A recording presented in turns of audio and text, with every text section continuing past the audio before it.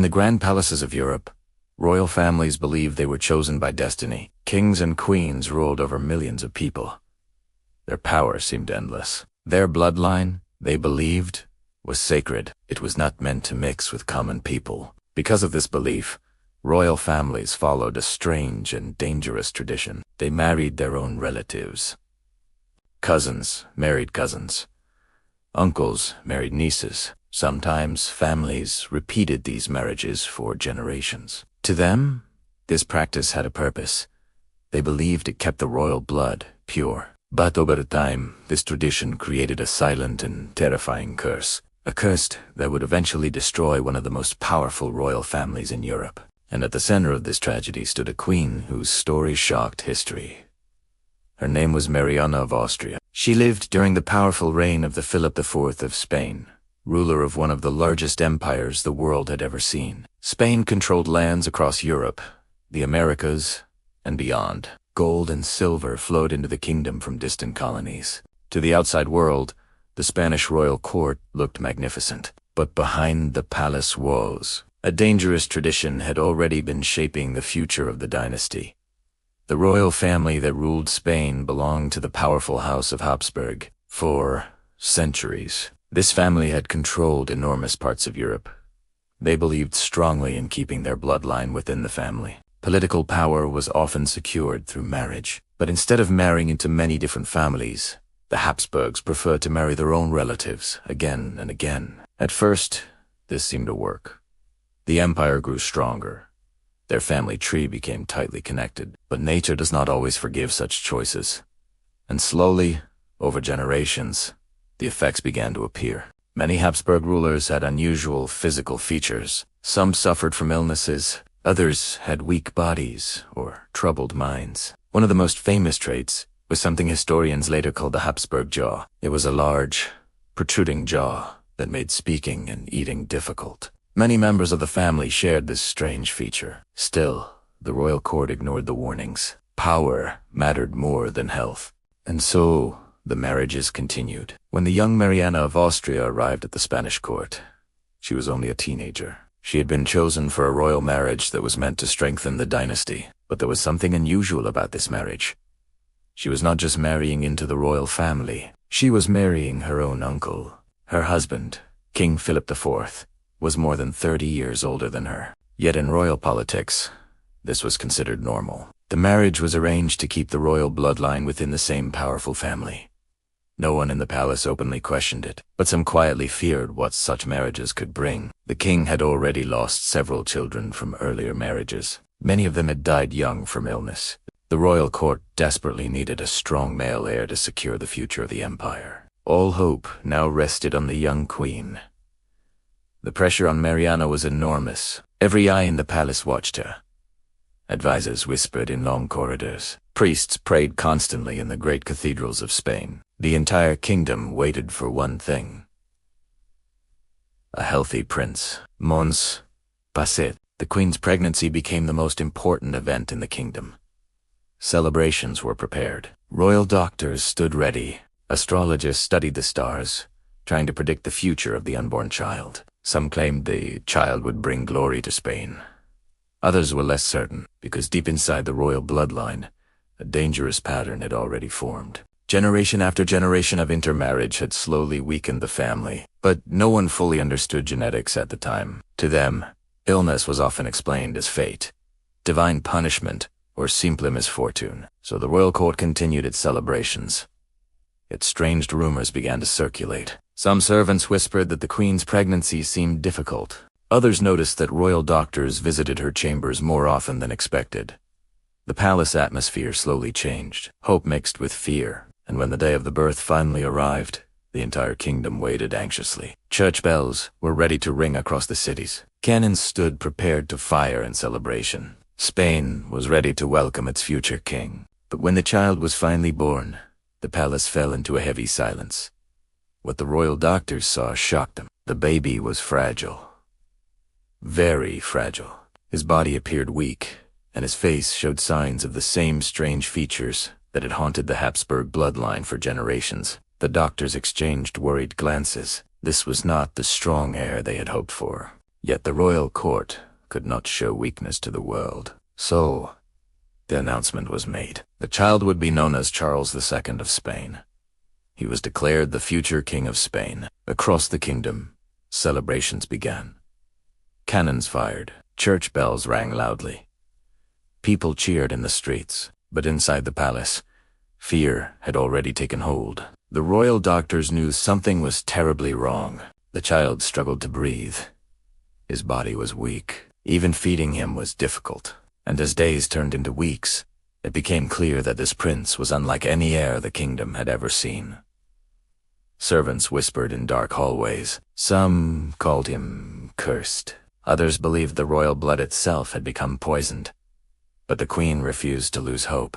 She believed her son would grow stronger with time. She prayed every day for a miracle. Yet the truth was far darker than anyone in the palace could imagine. Because the birth of this fragile prince was not just a family tragedy. It was the beginning of the end for an entire royal dynasty. And as the young prince slowly grew, his strange condition would soon shock the entire world. But the worst was still to come, because the child the queen had given birth to would later be remembered by history with a terrifying nickname. A nickname that reflected the horrifying price of royal endogamy. And the Kingdom of Spain would soon learn just how dangerous their royal tradition had become.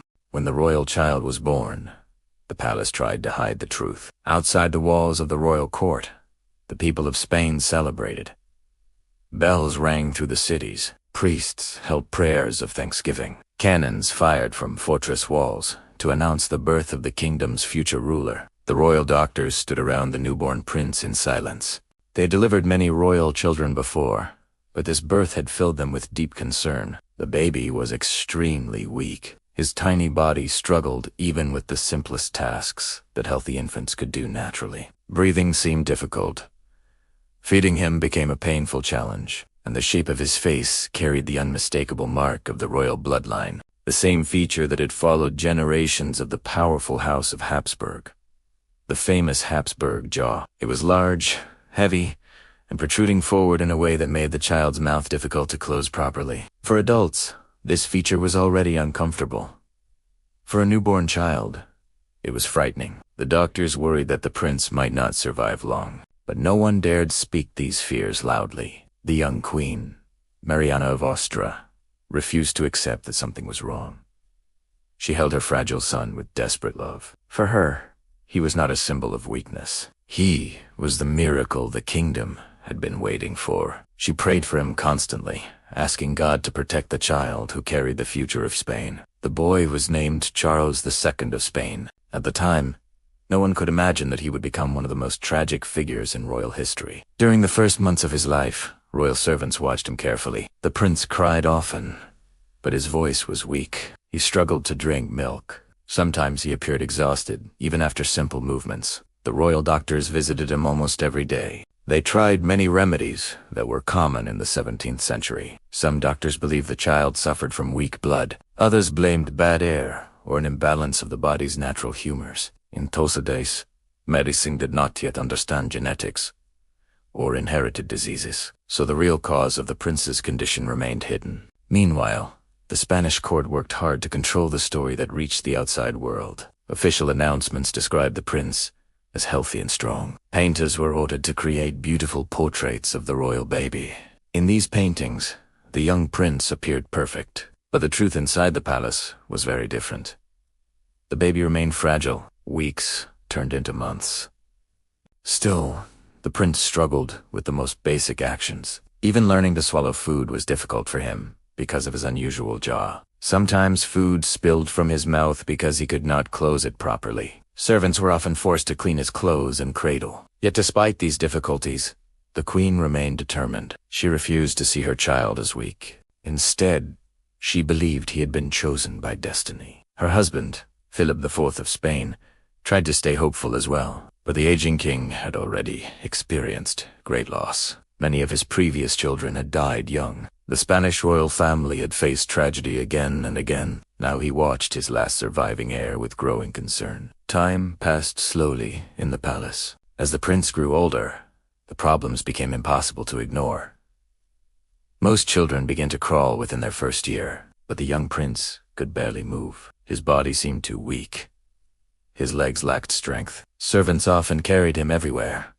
Even simple movements caused him great exhaustion. The royal doctors quietly admitted among themselves that the child's development was dangerously slow. Years passed before he could even stand, and walking came much later. In fact, the prince did not learn to walk until he was around 8 years old. For a royal heir, this was shocking. But physical weakness was only one part of the problem. The young prince also struggled with speaking. His large jaw made forming words difficult. Even when he tried to talk, his speech sounded unclear. Some people in the court had trouble understanding him, and because of these difficulties, rumors slowly began to spread. Servants whispered when they thought no one was listening. They said the prince looked strange.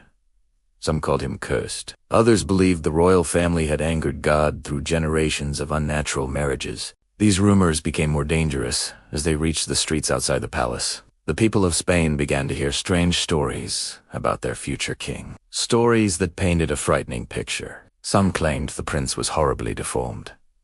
Others said he was barely human. Of course, many of these stories were exaggerated, but they reflected a growing fear.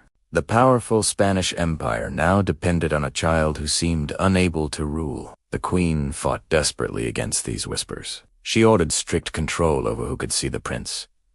Visitors were carefully chosen. Servants were warned not to speak about the child's condition. Yet secrets rarely stay hidden inside royal palaces. The truth slowly spread through Europe.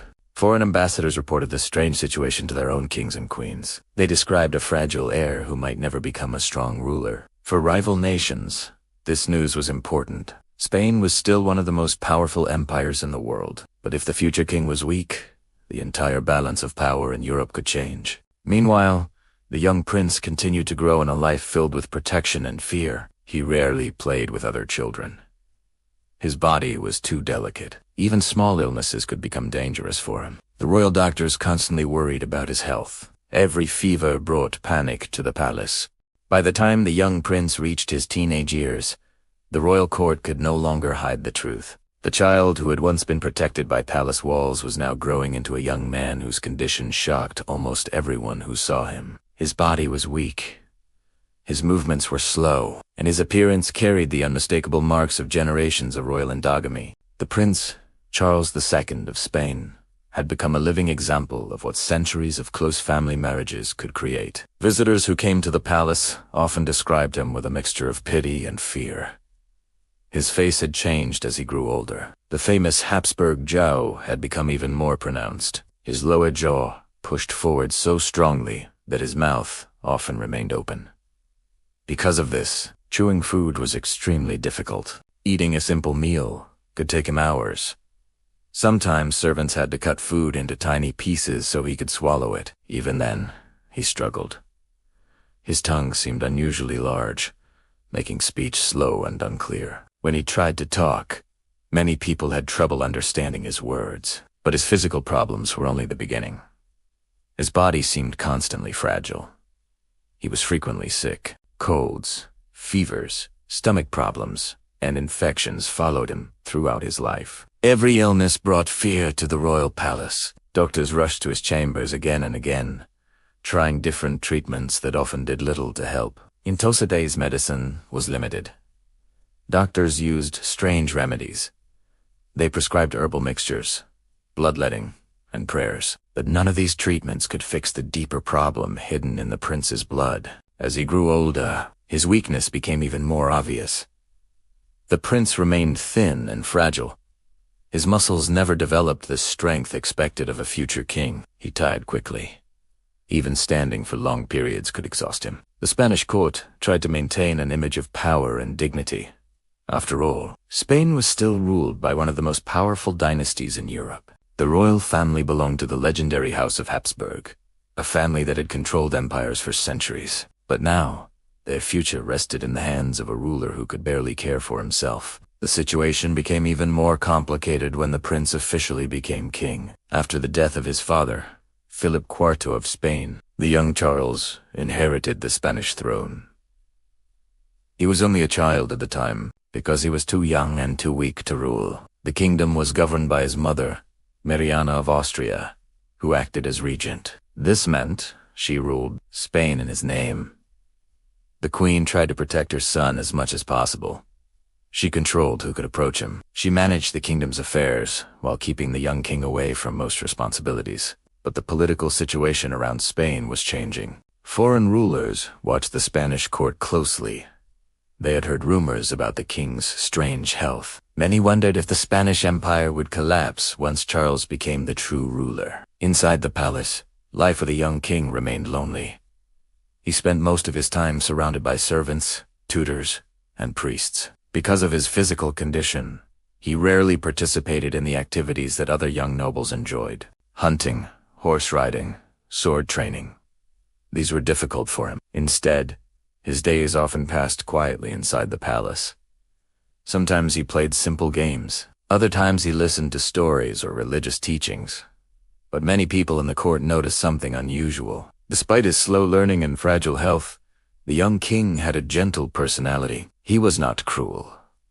He was not arrogant, like many powerful rulers. In fact, many servants said he was kind. He often showed sympathy toward people who were suffering. But kindness alone could not hide the growing crises. Spain needed a strong king. The empire stretched across continents. Wars, politics, and alliances demanded leadership. Yet the king struggled even with basic responsibilities. As he entered adulthood, the royal court faced another terrifying problem. The king needed to marry. Royal marriages were not just about love. They were about politics and the future of the dynasty. Spain needed an heir. Without a child, the powerful Habsburg line that ruled Spain could end. But arranging a marriage for Charles was not simple. Everyone in Europe knew about his condition. Many royal families hesitated to offer their daughters. Yet the pressure to produce an heir was enormous. Finally, a marriage was arranged. Charles married Marie-Louise of Orleans, a young French princess. The royal wedding was celebrated with grand ceremonies. Music filled the palace. Nobles from across Europe attended the event. For a moment, hope returned to the Spanish court. Perhaps the king would have children. Perhaps the dynasty would survive. But the marriage soon revealed another tragedy. Years passed. No children were born. Doctors began to suspect something deeply troubling. The king might be unable to produce an heir. This realization terrified the royal court. Without a child, the future of the Spanish throne was uncertain. Whispers began spreading again through the palace corridors. Some people believed the king had been cursed by dark forces. Others said generations of royal endogamy had finally destroyed the bloodline. Superstition grew stronger as fear spread. Priests performed prayers and rituals. Some advisors even suggested that evil spirits might be affecting the king's body. As strange as it sounds today, many people in that time believed such explanations. Desperation led to even stranger actions. At one point, the royal court allowed religious rituals meant to remove supposed curses from the king. These ceremonies were dramatic and frightening. Prayers were shouted. Holy objects were used. Some claimed the king was under supernatural attack, but none of these rituals changed the truth. The king remained weak. His health continued to decline, and the Spanish Empire stood on the edge of a dynastic disaster. The tragedy that had begun with generations of royal marriages inside the same family had now reached its most dangerous moment. The king could not produce an heir, and without an heir, the entire Spanish Habsburg dynasty could disappear. Across Europe, powerful rulers were already preparing for that possibility, because if the Spanish throne became empty, the struggle to control it could lead to war. And the fragile king at the center of this storm could do little to stop it. The terrible price of royal endogamy was now fully visible. But the final chapter of this tragic story had not yet been written, because the king's health would soon grow even worse. And when the end finally came, it would not only bring the death of a ruler, it would bring the fall of an entire dynasty that had once ruled half the world. The royal bloodline that had tried so hard to remain pure was about to disappear forever, and the consequences would change the history of Europe.